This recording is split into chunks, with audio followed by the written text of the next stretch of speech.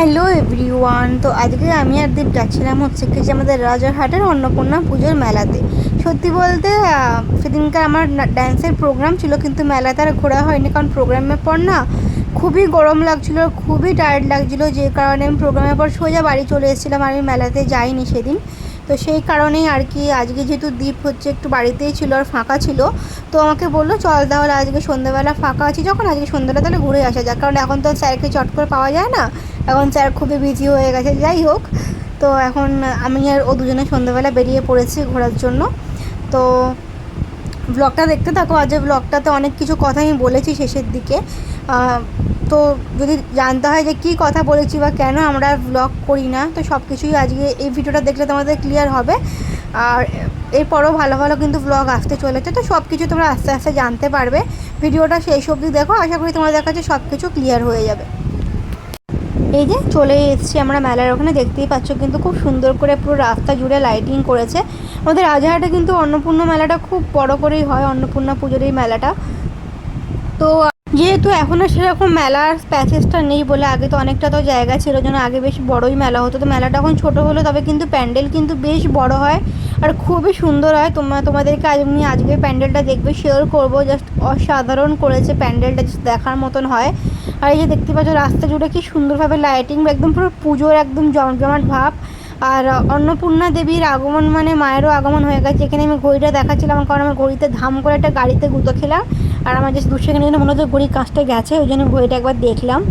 এই যে চলে এসছি ওখানে, দেখতেই পাচ্ছ এখান থেকে প্যান্ডেলটা দেখা যাচ্ছে। প্যান্ডেলটা যেরকম সুন্দর করেছে সেরকম লাইটিং হয়েছে, এটা ডিজনিল্যান্ড করেছিল, দারুণ করেছে প্যান্ডেলটা, অসাধারণ করেছে, না দেখলে বিশ্বাস করবে না। এই মেলাটা কিন্তু 12 তারিখ অবধি হয়। তো যারা যারা আসতে চাইছো তো এসে ঘুরে যেতে পারো রাজারহাটের থেকে। তো দারুণ কিন্তু করেছে, দেখো প্যান্ডেলটা তোমাদের আমি ভালো করে দেখাচ্ছি কি সুন্দর করেছে। এখানে কিন্তু নাচের প্রোগ্রামও চলছিল। আর এটা হচ্ছে নেতাজি বালক সংঘ ক্লাব। আর এখানেই কিন্তু প্রত্যেক বছরই পুজোটা হয়ে থাকে, আর খুব সুন্দর করে কিন্তু পুজোটা করে। তোমরা দেখতেই পাচ্ছ কত দারুণ করে প্যান্ডেলটা করেছে, তাই না? তোমাদের কার কার প্যান্ডেলটা ভালো লাগলো অবশ্যই কিন্তু কমেন্টে জানিয়ে। আমার তো কিন্তু এবছরের প্যান্ডেলটা সত্যি সত্যি অসাধারণ লেগেছে, মানে কোনো কথা হবে না। যেরকম সুন্দর প্যান্ডেল সেরকম সুন্দর লাইটিং। এখানে দেখো খুব সুন্দর বাচ্চাগুলো নাচ করছিলো, তো দাঁড়িয়ে একটুখানি যেটা দেখলাম। তো এই যে দেখো খুব সুন্দর লাগছিলো কিন্তু দৃশ্যটা।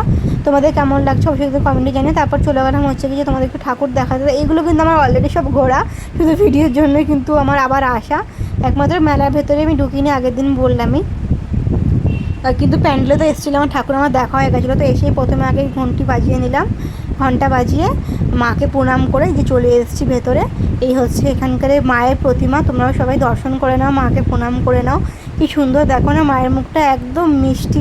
তো তারপরে ওখান থেকে বেরিয়ে আমরা এই যে এখন মেলার দিকে একটু ঢুকছি। মেলাটা এখানে খুবই ছোটোভাবেই বসে, সেরকম খুব একটা বড় কিছু মেলা বসে না। যাই হোক, তো এই যে দেখতে পারো এখানে কি সুন্দর সুন্দর সব সফটওয়্যার বসেছে। তো সবই দেখি, আমি জানি না কেন আমার মতন তোমাদেরও ফিল হয় কি না, আমি মেলায় গেলে না আমার খুব নস্টালজিয়া ফিল হয়। এটা আমার মানে জানি না, এটা তোমাদের সবার ক্ষেত্রেই হয়তো, ছোটো থেকে বড়োদের কিন্তু সবারই কিন্তু মেলা হচ্ছে খুব একটা প্রিয় জায়গা। আমার তো ভীষণ করেই মানে অতটা ভিড়ভাড়টা পছন্দ না করলেও, আমিও সেরকম ভিড়ভাড়টা পছন্দ করি না, কিন্তু মেলাটা আমি মিস করতেই একদম চাই না। কিন্তু দেখো কপালটা কত ভালো, আর যে কিন্তু মেলাতে একটু ভিড় নেই, যেহেতু সোমবার ছিল। তো সোমবারের কারণেই হয়তো অনেকটা ফাঁকা ছিল, কারণ সোমবার যেহেতু উইকডে, তো সেই কারণেই হয়তো অনেকটাই ফাঁকা ছিল। আর এই যে খেলনাবাটিগুলো দেখছো, এগুলো ছোটোবেলায় বাবার সাথে যদি মেলায় আসতাম খুব বায়না করে এগুলো কিনতাম, আর এক গাদা ওরকম প্রত্যেকবার মেলা থেকে কিনে কিনে নিয়ে বাড়িতে রান্নাবাটি খেলতাম। তো ছোটোবেলায় এত রান্নাবাটি খেলেছি, তো মেলায় এলে এগুলো এখন দেখলে সত্যি ছোটোবেলার কথা খুব মনে পড়ে। এখন আর যদি বয়স নেই ওগুলো কেনার, বাট তাও যেন মন চায় যে কিনে নিই বলে। তারপর মনে হয় যে না, শুধু শুধু তো পয়সাই নষ্ট করা, সেই তো আর সময় তো নেই খেলার মতন জীবনে। সেই তখন খুব সময় ছিল, সারাক্ষণ তো ওইসব নিয়ে ছোটোবেলার পড়ে থাকতাম, পড়াশুনো আর ওইসবই ছিল ছোটোবেলায়। তো যাই হোক, আর এখানে দেখো খুব সুন্দর সুন্দর দোকান বসেছে। এই যে এখানেও রান্নাবাটি সব জিনিসপত্র বসেছে। আমার শুধু বারবার চোখ না ওই দিকেই যাচ্ছিলো। তো আস্তে আস্তে ভেতরের দিকে দেখছিলাম, ভেতরের দিকে সব খাবারের দোকান টোকান বসেছে, দেখতে পাচ্ছ গোলা। তারপরে ওখানে সব আইসক্রিম, যেখানে জুয়েলারি কিছু দোকান। মেলায় তো আমার জুয়েলারির দিকে আগে চোখ যায়, তবে আমি জুয়েলারি কিছুই কিনিনি মেলা থেকে, কারণ আমাকে সত্যি বলতে এখন অনেক জুয়েলারি হয়ে গেছে। আমি এতটাই মানে কানের প্রতি আমার অবসেশন, আমি সবসময় এত টুকটাক টুকটাক কানের কিনি না, আমার কাছে এতটাই এখন কানের হয়ে গেছে, যেগুলো আমি পরে উঠতে পারি না। আর তোমার আমাকে দেখবে সারাক্ষণ আমি মানে কান একদম খালি করে ঘুরে বেড়াই, খুব ছোটো ছোটো ইয়াররিংস পরি। তো সেক্ষেত্রে মনে হয় যা বেকার কিনে লাভ নেই। বাট এখন এরকম বলছি ঠিকই, আবার দেখবে চড়কে মেলার সময় আমি এক গাদা কানে কিনে বসে থাকি। এটা আমি প্রত্যেকবারই করি। এই চড়কে মেলা থেকে আমি প্রচুর শপিং করি, জানি না কেন চড়কে মেলায় যাই দেখে আমার সব ভালো লাগে। এটা আমাকে দীপ বলে যে তুই চড়কে মেলাতে তোর মানে প্রত্যেক বছর কিনে কিনে হ্যাবিট হয়ে গেছে বলে তুই যাই দেখিস তো ভালো লাগে। বাট জানি না এটা হতে পারে কি না, এটা তোমাদেরও হয় কিনা আমি সেটা জানি না, কিন্তু আমার এটা খুবই হয়। চড়কে মেলাতে আমি যাই দেখি আমার কিনতে ইচ্ছা করে, তো চড়কে মেলা থেকে প্রচুর কিন্তু শপিং করে থাকি। তো চড়কে মেলা কিন্তু সামনেই আসছে, তো সেই ব্লগও কিন্তু তোমরা দেখতে পারবে। এখানে দেখো অনেকগুলো রাইড বসেছিল। এই যে আমি কিন্তু কোনো একটাও রাইডে চড়িনি, কারণ দীপ প্রচণ্ড ভয় পায়। তারপর চলে এলাম হচ্ছে ফুচকা খেতে। এখান থেকে ফুচকা খেয়ে নিলাম। আমাকে জিজ্ঞেস করছিলো যে ঝাল খাবি কি না, বললাম না ঝাল তো আমি খাবো না। আমি সত্যি বলতে আমি ঝাল একদমই খেতে পারি না, এবং ঝাল খেলেই না আমার বুকে প্রচণ্ড জ্বালা শুরু হয়ে যায়। তো সেই কারণে আমি টোটালি ফুচকাতে একদমই ঝাল খাই না, আমি একদম ঝাল ছাড়াই ফুচকা খাই। তো ওখান থেকে বেরিয়ে গেলাম, বেরিয়ে এখানে ওরা কিছু খাবার দেখো দোকান বসেছিলো, তো ওখানে ওই দিকটা এলাম। তো দীপ জিজ্ঞেস করছিলো কী খাবি, তো প্রথমে ওই দেখো গজা নিল বাড়ির জন্য, গজা জিলেপি এইসব কিনলো। কেনার পর আমাকে জিজ্ঞেস করলো কী খাবে, আমি বললাম আইসক্রিম খাবো। তারপর আমাকে এখানে নিয়ে এলো আইসক্রিম কেনার জন্য। সত্যি বলতে আমাকেও আইসক্রিম খেতে দিতে চায় না, কারণ আমার খুবই ঠান্ডার ধাত, কিন্তু ওই যে মাঝে মধ্যে ছাড়টা দেয়, যেরকম আজকে আমাকে ছাড় দিল। তো মেলায় এলে না আমার এরকম ধরনের কোন আইসক্রিম খেতে খুব ভালো লাগে, ঠিক আছে। কারণ দেখো সারা বছর তো আমরা কোয়ান্টিটি টুকটাক এটা সেটা খেয়েই থাকি, কিন্তু এই ঠিক এই কোন জাতীয় জিনিসটা না আমি একমাত্র মেলাতেই দেখতে পাই। এখন আর সেরকম দোকানে এরকম কোন জাতীয় আইসক্রিম আর পাওয়া যায় না, সেই জন্য আমি এখানে এরকম কোন দেখতে পেয়ে সঙ্গে সঙ্গে আমার পছন্দের কিন্তু চকলেট আইসক্রিমটা আমি নিয়ে নিলাম এখান থেকে, যেটা আমার খুবই পছন্দের। আমি এরকম মেলা থেকে কোন আইসক্রিম খেতে খুব ভালোবাসি, তোমরা কি আমার মতন ভালোবাসি সেটা কিন্তু অবশ্যই কিন্তু কমেন্টে জানিও। এখান থেকে আজ কোন আইসক্রিম নিয়ে নিলাম। আর এই যে আমার এটিএম ওখানে পেমেন্ট করছিল আর কি। এই যে আমার আইসক্রিম কিন্তু রেডি হয়ে গেছে, আমার ভিডিওটা এখন এডিট করার সময় দেখে আইসক্রিমটা আবার লোভ লাগছে। তো যাই হোক, আমার এরকম মানে মেলায় এলে এরকম ধরনের আইসক্রিম খেতে খুব ভালো লাগে। তারপরও চলে গেল হচ্ছে কি যে ওখানে ঘুগনি খেতে। আমাকে জিজ্ঞেস করছিলো ঘুগনি খাবে কিনা, কিন্তু সত্যি বলতে না, আমি আমার আইসক্রিম নিয়ে খুশি ছিলাম, ওই জন্য আমি আর ঘুগনি খাইনি। আমি আর মানে অলরেডি আমার ফুচকাকে পেটটা ভরা ছিল, তো জন্য আমি আর কিছুই খাইনি। ওখান থেকেও হচ্ছে ঘুগনি নিয়ে নিল নিজের জন্য। তারপরেও নিল হচ্ছে কি যে বাদাম, কারণ ওইরকম ভাজা বাদাম খেতে খুবই ভালোবাসে। আমার এই বাদাম সত্যি বলতে খেতে ভালো লাগে না, ওই মানে ভেঙে ভেঙে খাওয়ার ধৈর্যটাই আমার নেই। তো ওখান থেকেও বাদাম নিয়ে নিল ওর জন্য। চলে এসেছি হচ্ছে বাড়িতে। তো তোমরা তো ভাবছো যে পুরো ভিডিওটা আমি কেন ভয়েস ওভারে করেছি, যে সত্যি বলতে অন্নপূর্ণা পুজোর জন্য সব জায়গায় মাইকে প্রচণ্ড জোরে গান বাজছে। আর তোমরা তো জানো ওই গান বাজলে থাম করে একটা কপিরাইট খেয়ে যাবো সুন্দরভাবে, তো ওই কপিরাইটের ভয়েতে আমি ভয়েস ওভার দিয়েছি আর বলতে পারো। তো ওই জন্যই ধরো সাধারণত এই ভয়েস ওভার দিয়ে ভিডিও বানাতে পছন্দ করি না, কারণ আমার কাছে ওটা খুব হেক্টিক মনে হয়। তুমি কি নর্মাল ব্লগ করলে তুমি এডিট করতে তোমার সুবিধা হয়, তুমি যদি নর্মাল ব্লগ না করো না, তুমি ভয়েস ওভার যদি তোমাকে দিতে হয় তাহলে তোমার অনেকক্ষণ লেগে যায় এডিট করতে। আর এই ব্লগ আমি যে কবে এডিট করবো কবে পোস্ট করবো জানি না, তাড়াতাড়ি আমাকে পোস্ট করতে হবে, কারণ সামনে আরও অনেক ব্লগ আসতে চলেছে, সেগুলো তোমার এক এক করে সব দেখতেই পারবে।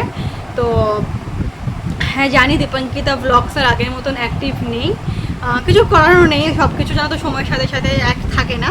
বাট হ্যাঁ চ্যানেলটা বন্ধ করার ইচ্ছা নেই বলেই চেষ্টা করে যাই যতটা সম্ভব ভিডিও দেওয়ার আর কি, পুরোপুরি যাতে বন্ধ না হয় সেটাই চেষ্টা করি। জানি না কদিন হবে, দেখা যাক। আর যতটা পারি দুজনে মিলে এফোর্টস তো দিই ঠিকই, বাট না অ্যাকচুয়ালি সব মিলিয়ে হয়ে ওঠে না, মানে নিজের লাইফে পার্সোনাল কাজটা এতটাই হয়ে গেছে এখন, সবার ক্ষেত্রেই বলছি, সব কিছু নিয়েই বলছি, মানে এতটা বিজি থাকছি এখন এই কারণে হয়ে উঠছে না, এটাই হচ্ছে বলার। আর দ্বিতীয়ত দেখা যাক এবার এই চ্যানেলটা জানি না কতদিন টানতে পারবো। তোমরা একটু প্লিজ বেশি বেশি করে লাইক কমেন্ট কর। সত্যি বলতে না এখনকার যুগে যদি সোশ্যাল মিডিয়াটা খুবই কম্পিটিশনের যুগ, আর সবচেয়ে বড় কথা না এখনকার মানুষ আর ভালো কন্টেন্ট দেখতে পছন্দ করে না। মানে আমি ধরো এই ঘুরতে যাচ্ছি, এই যে এখন তোমাদের সাথে আমি আমাদের রাজারহাটের অন্নপূর্ণা পুজোর মেলাটা শেয়ার করলাম, এইসব ধরনের ভিডিও এখন আর মানুষ পছন্দ করে না। এখন মানুষ চায় ক্রিঞ্চ, কন্ট্রোভার্সি, ঝামেলা, নোংরা বিষয় সবটা কোথায়, মানে এইসবই এখন মানুষ জানি না কেন বেশি পছন্দ করে। আমি নিজে দেখেছি যেহেতু সোশ্যাল মিডিয়া সারাক্ষণ পড়ে থাকি, সত্যি কথা বলতে আমি এখন হচ্ছে অ্যাজ এ প্রফেশন একজন মেকআপ আর্টিস্ট।